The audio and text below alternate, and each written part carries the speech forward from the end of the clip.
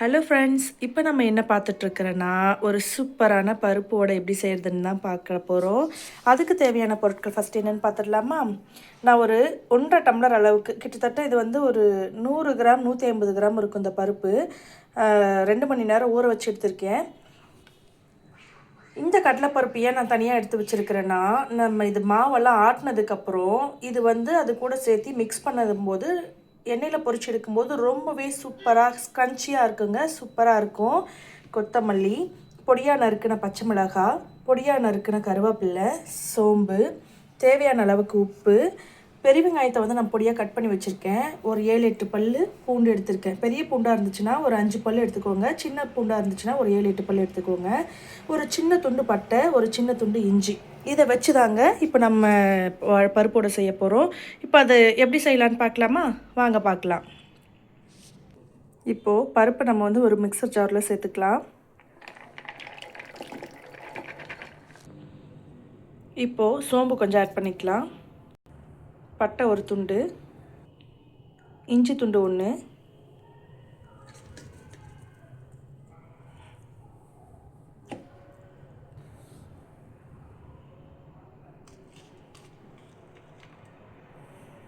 காரத்துக்காக கொஞ்சம் பச்சை மிளகாய் இதில் சேர்த்துக்கிறேன்.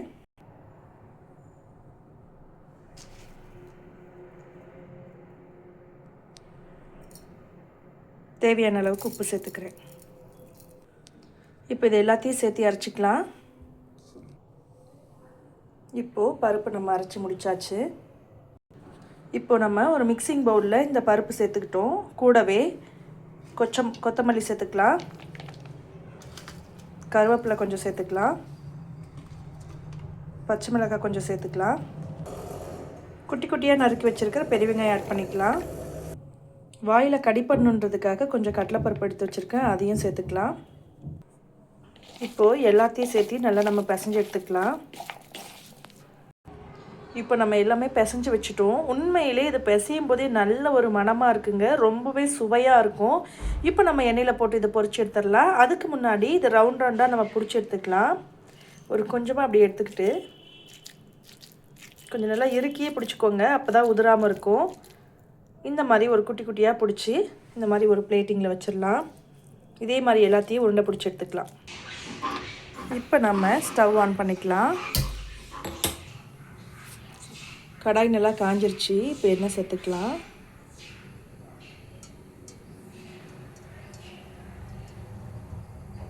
இது ஏற்கனவே நம்ம பஜ்ஜி போட்டது தான், ஸோ அதனால் ஒன்றும் பிரச்சனை இல்லை. இந்த உருண்டை நம்ம பிடிக்கிறதுக்குள்ளே இந்த எண்ணெய் காயறதுக்கும் நம்ம உருண்டை பிடிக்கிறதுக்கும் சரியாக இருக்கும். ஸோ இந்த எண்ணெய் நல்லா காயட்டும். இப்போ நம்ம இந்த பருப்பை வந்து நம்ம உருண்டை உருண்டையாக பிடிச்சி எடுத்துக்கலாம். நான் இன்றைக்கி சின்ன சின்ன சாதம் தட்டி எடுத்துக்க போகிறேன். அதனால் சின்ன சின்ன உருண்டையே நல்லா இந்த சைஸே போதிக்கும். மெயின் வந்து இதுக்கு நல்ல நறுக்கின வெங்காயம் பொடி பொடியாக நறுக்கி எடுக்கணுங்க. கூடவே கருவேப்பிலை, கொத்தமல்லி தான் இதுக்கு மெயின் வாசனையே கொடுக்கும். கொஞ்சம் சோம்பு, பட்டை, அப்புறமா அந்த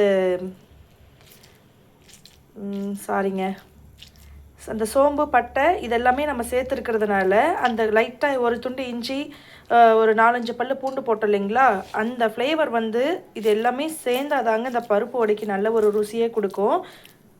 பாருங்கள், இதே மாதிரி நல்லா நம்ம குட்டி குட்டியாக நல்லா உருண்டை பிடிச்சி எடுத்துக்கலாம். இந்த உருண்டை பிடிக்கும்போது டைட்டாக நீங்கள் பிடிச்சி எடுத்திங்கன்னா தான் தட்டி போடும்போது எண்ணெயில் வந்து உதிராமல் இருக்கும்.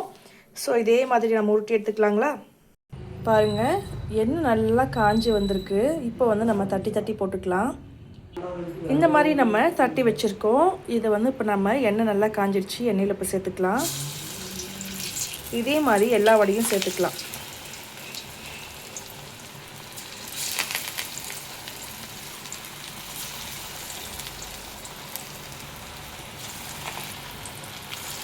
எண்ணெய் நல்லா காஞ்சிடுச்சு, நல்லா புகையாக கிளம்புது. இது நல்லா காய்ஞ்சிருச்சுங்க. பாருங்கள், நல்லா திருப்பி விடுறேன். நல்லா மொறுன்னு இருக்குங்க. அந்த பருப்பு விட்டுருக்கிறதுனால சூப்பராக இருக்கும். அந்த கம்பி ஒன்று வச்சுருந்தேங்க, அந்த கம்பியை காணோம். ஸோ அதனால் கத்திலே திருப்ப ஆரம்பிச்சிட்டேன்.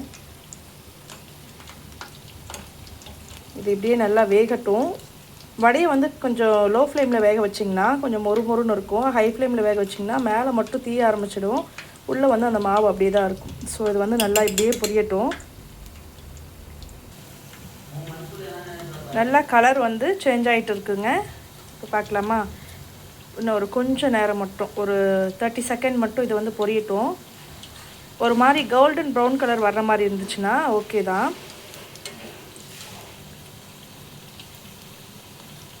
இந்த சென்டரில் பாருங்கள் கொஞ்சம் மாதிரி ஒரு மாதிரி ஒயிட்டாக, ஒயிட் மீன்ஸ் அதை லைட் எல்லோ கலர் மாதிரி இருக்குது இல்லைங்களா, அது எல்லாமே இந்த கலர் இருக்கிற மாதிரி கொஞ்சம் ப்ரௌன் ஆகட்டும். இன்னும் வந்து நம்மளுக்கு ஒரு 6 உருண்டை தான் இருக்குது. அடுத்த அடசலுக்கு சரியாக போயிடும். இப்போது கலர் எல்லாமே சேஞ்ச் ஆகிடுச்சு. இந்த வடையை நம்ம எடுத்துடலாம். இப்போது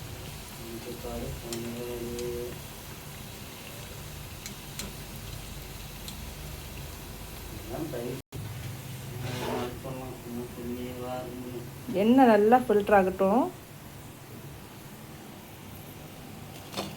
இப்போ பாருங்கள் நல்லா மொறுன்னு கிறிஸ்பான ஒரு பருப்போட வந்து ரெடி ஆகிடுச்சு.